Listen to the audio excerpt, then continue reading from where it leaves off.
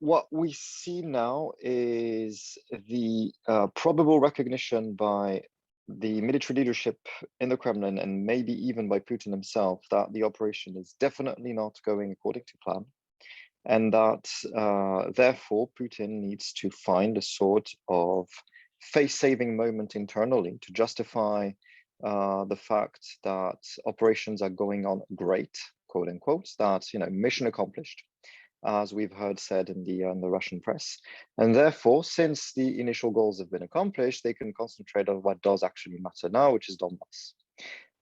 This is, of course, complete machinations, fabrications, and propaganda from the Kremlin. And it is just Putin lying his way out of a quagmire, militarily speaking, at the moment. It does not mean that Russia is losing the war. It means that tactically and operationally, they cannot achieve more than, in terms of military gains, than they've already done.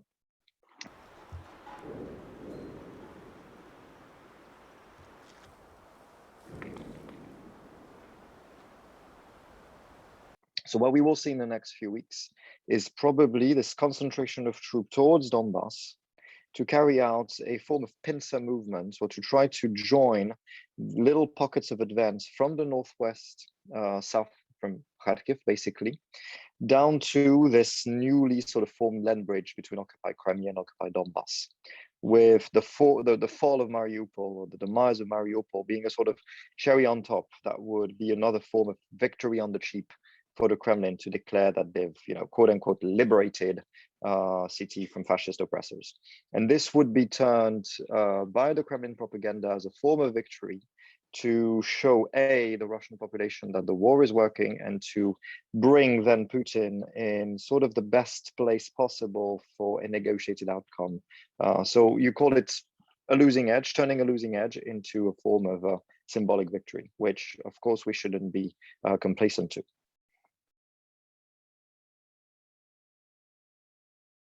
But the greater risk now is that there will be even less liberated Ukraine and even more Russian-controlled Ukraine.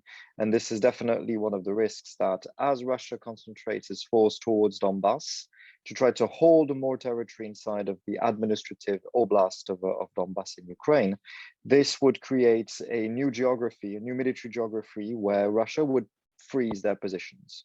This would not be a frozen conflict, because conflicts are never frozen. People always die and positions always evolve.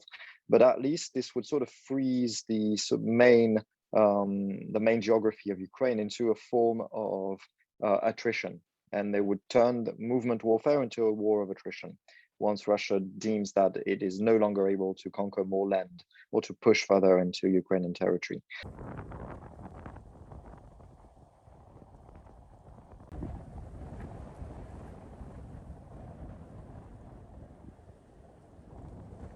You can't exclude, but because of frustration, because of extreme irritation, and because of the sort of absolute willingness of the Kremlin not to give in to any inch of territory to Ukraine, or to come at the negotiation table in the best way possible, they won't start pummeling and destroying Ukrainian cities more than they've done. They could very well use the depth and breadth of their mass artillery fires to completely crush Ukrainian cities.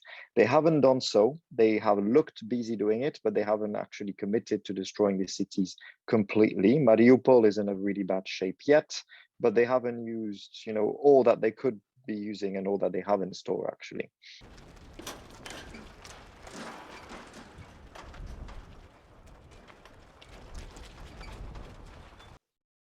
I think the big picture is to recognize that we've been wrong about Russia policy for 20 years, that it had to end with a bang, that there was no way that we could actually, go into selling our soul to Putin for 20 years in terms of energy dependency, in terms of business, in terms of, strategic outlook and so on. So hope to achieve dialogue with the Kremlin and get away with it. And now that Putin has come out of the woods for the person he is, the same guy who was bombarding Grozny to prove a point and get elected, or assassinating political opponents in the streets of Moscow in the 90s, it's just come out of the woods. And now we need to recognize that we shouldn't be complacent to it. We've enabled it, and now we have to atone for our sins.